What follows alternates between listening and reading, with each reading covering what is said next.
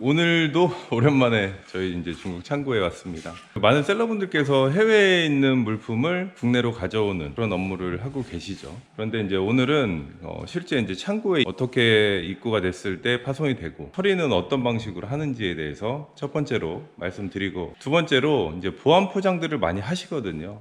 보안 포장이란 건 말 그대로 제품이 안전하게 한국까지 도착하기 위해서 파손이 나지 않게 포장재를 다시 한번 감싸주는 형태거든요. 대표적으로 이제 뾱뾱이라는 보안 포장도 있고, 그리고 에어팩이나 아니면 PE 폼 발포지 같은 거죠. 그리고 이제 우드 패킹, 여러 가지 이제 보안 포장이 있지만 대표적으로 네 가지 정도 되는 것 같습니다.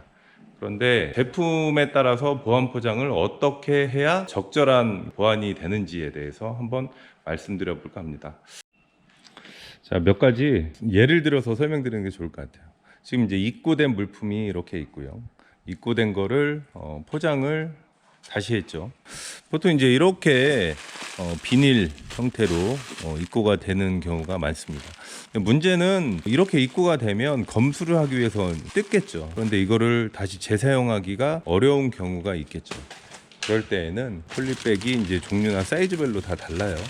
그래서 이제 폴리백을 다시 넣어서 포장하는 경우가 있다. 그렇게 되면 아무래도 이제 고객 입장에서 조금 더 깔끔하게 제품이 오니까 좋아하시겠죠. 그런데 다 교체하는 건 아니고, 이 제품 같은 경우는 처음에 포장재가 좋게 왔어요. 그래서 뜯어서 검수를 하고 다시 내용물을 넣고 해서 이제 사용할 수 있는 그런 형태, 이렇게 이루어진다 보시면 될 것 같습니다. 이제 박스 파손도 사실 굉장히 많아요. 이것도 이제 지금 들어온 건데, 실제 이제 이렇게 박스가 완전 찌그러져서 오게 됩니다. 그러면 검수를 하기 위해서 확인을 하고 이 박스를 재사용해서 테이핑을 할 수도 있지만 받는 사람 입장에서는 굉장히 좋지 않겠죠. 제가 지금 몇 가지 촬영하려고 좀 모아놨는데 뭐 이런 것도 이렇습니다. 지금 제품이 박스는 작은데 뭔지는 모르겠어요. 박스가 거의 이렇게 망가져서 왔기 때문에 실제 고객이 받았을 때 느낌이 별로 엄청 좋지 않을 것 같습니다. 그래서 이제 이런 훼손으로 인한 것들도 많이 오고 있다. 자, 이제 실제 이렇게 보시면 흔히 얘기하는 뾱뾱이라고 하죠. 어떻게 보면 기스나 상품에 뭐 이물질이 묻거나 이제 그런 것들을 훼손을 방지하기 위해서 한다라고 보시면 되는데, 이거 자체가 완충이 사실은 크게 되진 않습니다. 그래서 무게가 무거운 제품이나 보안을 조금 하기 위해서는 이 뽁뽁이는 사실 맞지 않아요. 참고를 하셔야 될 것 같고, 그 다음으로 이제 또 이제 많이 하시는 게 에어팩. 에어팩이 이제 사이즈별로 이렇게 많이 있거든요. 여기 보시면 에어팩은 말 그대로 이제 이 안에 에어팩이 들어가 있는 형태예요. 그래서 아무래도 완충 포장이 될 수 있겠죠. 이게 이제 출고될 제품인데, 이렇게 보니까 이 안에도 이렇게 우드 포장이 잘 되어 있어요. 그럼에도 불구하고 전자제품, 이게 그 냉장고라고 하네요. 냉장 같은 경우는 파손될 또 위험이 있잖아요. 그래서 나무로 우드 포장이 되어 있지만 또 이렇게 이제 에어팩을 하는 경우에는 정말 짱짱해지겠죠. 네. 실제 이제 우드 포장 자체가 이렇게 이제 되어서 입고가 되는 경우도 있습니다. 근데 문제는 국내에서 물품을 세관에서 받을 때 이런 나무 자체가 소독이 되어 있지 않은, 인증되지 않은 나무는 세관에 또 적발되면 과태료 대상이거든요. 그래서 일단 그냥 보내는 경우도 많지만 조금 주의하셔야 될 것 같다. 이거 보시면 뭐 부직포라고도 하고 PE, 폼 이런 재질이라고 보시면 될 것 같아요. 지금 이런 보안 포장재에 비해서 아무래도 이제 내구성이 조금 약하지만 뾱뾱이보다는 조금 더 강하겠죠. 이게 이제 폼 포장이에요. 뭐 부직포라고도 하고, 이렇게 이제 제 손의 두께를 보시면 이게 아무래도 우리 스펀지 같은 그 느낌보다는 조금 더 단단하거든요. 단단하기 때문에 이런 제품들은 무게가 뭐 한 10kg 미만의 제품에 완충을 하기 위해서는 이런 부직포, PE 포장을 하시는 걸 추천드린다. 정리해서 한번 말씀드려 볼게요. 이거는 이제 흔히 얘기하는 뾱뾱이에요. 이 제품 같은 경우는 제품의 크기가 크지만 사실 무겁지 않습니다. 그리고 박스도 안전하게 들어왔다. 근데 이런 경우에는 제품의 기스나 그 훼손이 되지 않도록 하기 위해서 뾱뾱이를 신청을 하셨죠. 두 번째로 그 PE 부직포, 이건 제품이 약간 무게가 있습니다. 이런 것들은 안전하게 부직포를 포장을 한 경우가 있습니다. 그리고 이제 에어팩이겠죠. 크기도 크기지만 전자제품이네요. 완충을 하기 위해서 에어팩 이렇게 했고요. 또 이런 제품도 전자제품이긴 한데 공장에서 나올 때 이런 우드 패킹을 잘 해서 보내준 케이스예요. 그래서 이런 경우는 저희가 이제 테이프를 조금 더 감싸서 안전하게 포장이 된다, 이렇게 보시면 될 것 같아요. 그리고 이제 마지막으로 이제 가장 이제 튼튼하게 한 케이스를 한번 말씀드려 볼게요. 요거는 그 기역자진 사무용 고급 책상이라고 얘기를 하네요. 이분 같은 경우는 기존의 박스도 튼튼하게 왔어요. 그런데 조금 이쪽 하부나 옆면 쪽이 문제가 항상 된다라고 해서 저희가 이제 나무로 우드를 한 번 더 대준 케이스고요. 그리고 이제 모서리도 찍히지 않게 이렇게 모서리 보호대를 전면에 다 달았던 이런 포장이 되겠습니다. 자, 이 제품도 한번 좀 설명을 드려야 할 것 같아요. 방금 이제 창고에 입고가 된 제품이고 고객분께서는 보완 포장을 또 요구를 하셨습니다. 요거 이제 아까 사이즈를 쟀었는데요. 침대 프레임이라고 합니다.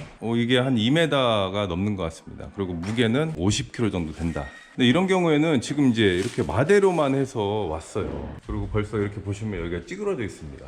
이런 경우에는 저희가 이제 창고에서 직원들이 볼 때 수치 거부를 해야 되는 상황이에요. 표면도 고르지 않고 녹슨 부분도 있고요.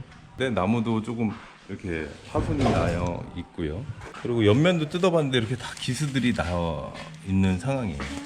이런 경우는 아마 고객에게 도착을 하게 되면 무조건 반품될 확률이 굉장히 높다. 그래서 이제 이런 경우에는 그 판매자분들께서 특히 무거운 제품이나 가구리 같은 경우는 완제 포장이 얼마만큼 안정적으로 되어 있는지를 확인하실 필요가 있다. 보통 이런 경우 배송비가 못해도 10만 원 이상 나올 거거든요. 그러면 나중에 반품을 하게 되면 배송비도 손해를 볼 수도 있고 여러 가지 피해가 있겠죠. 그 옆에 있는 제품 동일하게 이제 침대, 근데 이제 다른 제품이겠죠. 근데 이런 제품 같은 경우는 어찌 됐던 이제 판매 업체에서 최소한의 이제 성의를 좀 보였어요. 완제 포장도 하고 모서리나 다른 부분에 대해서 여러 겹의 패킹을 해서 보낸 경우, 이런 경우에는 저희가 이제 폴리백이나 P백으로 해서 한 번 정도 돌리고 하면 파손율이 적겠죠. 자, 간단히 이제 검사하는 모습 한번 보여드릴게요. 이 박스 안에 지금 물품을 검수하기 위해서 꺼냈는데 이렇게 이제 제품이 또 들어가 있습니다. 이런 식으로 해서 검수해서 문제가 없는지 저희 직원들이 다 확인을 하고 뽁뽁이를 신청을 하셨네요. 그래서 이제 저런 것들이 또 흔들리면 기스가 날 수 있으니까 폴리백에 넣어서 이렇게 보내드리는 형태.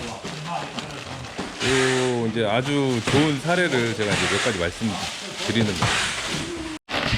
그래서 제품을 다 확인하고 이렇게 테이핑 하는데 박스 테이프의 달인의 영상을 보고 계십니다. 손으로 테이핑에 커팅을 다 하세요. 이렇게 이제 제품의 패킹도 확인하고 테이프를 최대한 잘 감싸서 흔들림이 없도록 해주는 작업들을 합니다. 이 제품을 보니까 의자 같은 소파네요. 이게 지금 영상을 보셔도 박스 상태가 굉장히 좋지 않아요. 그리고 박스도 굉장히 얇고요. 이쪽에 이제 대기를 해놓고 받으실 분에게 이제 여쭤봐야 될 것 같아요. 이 박스 가리를 해서 보완 포장을 해야 되는지. 근데 이런 경우는 박스 가리도 중요하지만 내용물 자체가 굉장히 무겁거든요. 이렇게 보니까요. 그래서 내부 완충을 포함해서 하는 게 좋다. 정말 이런 제품 한번 보시면 밴딩도 잘 되어 있고 정말 깔끔하고 튼튼한 박스로 포장했기 때문에 이런 것들은 굳이 보완 포장 없이 나가도 된다. 이거는 이제 자전거입니다. 자전거가 이렇게 박스가 지금 뜯겨서 왔어요. 보통 저희 경험치로 봤을 때 이거는 100% 파손될 확률이 굉장히 높습니다. 지금도 이렇게 파손이 돼서 들어왔는데 완충이나 이런 것들이 없이 그냥 나가게 되면 문제될 소지가 엄청 크거든요. 이것도 동일한 이제 다른 판매자의 자전거 같습니다. 이런 경우에는 박스 자체가 두껍고 안에 흔들림이 없이 잘 들어온 것 같아요. 이런 경우에는 그나마 양호한 편이라서 해외에 배송하는 업체에서 잘 보완을 하면 문제 없이 나갈 것 같다. 제가 왜 이제 이런 말씀을 드리냐면, 판매 가격이 낮고 가격 제품 좋은 거 찾는 게 셀러의 일이잖아요. 하지만 그것도 중요하지만 이런 패키지, 어떻게 잘 물품이 배송될 수 있도록 포장이 돼서 들어오는지도 중요하다. 그러니까 판매자와 협의를 할 때 꼭 선택을 할 수 있으면 보온 포장재나 아니면 좋은 포장을 선택을 하시는 게 좋을 것 같다.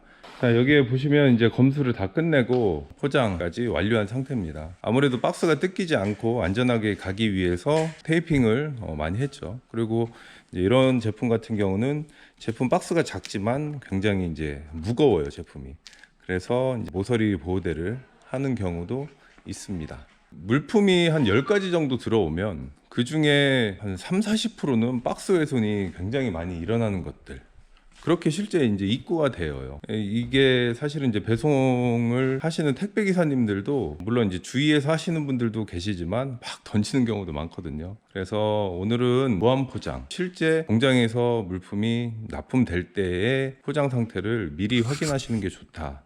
몇 번 강조드립니다. 해외에서 들어온 물품을 어떻게 보완을 해서 내보내야 되는지 보완 포장에 대해서 설명드렸고, 그리고 보완 포장의 또 종류, 그리고 이제 파손됐을 때 어떤 형태의 제품들이 많이 파손이 됐는지 간단히 말씀드렸습니다. 자, 항상 현장에서 전하는 좋은 정보, 그리고 이제 여러분들에게 공유할 수 있는 이런 내용들을 항상 진정성 있게 말씀드리는 셀친TV가 되도록 하겠습니다. 자, 제가 이제 출장이 조금 계속 있습니다. 그래서 또 좋은 제품 소싱도 하러 다니고 또 창고에도 둘러봤는데요. 또 좋은 영상 또 찍어서 여러분들과 공유할 수 있도록 항상 노력했습니다. 자, 오늘도 안녕.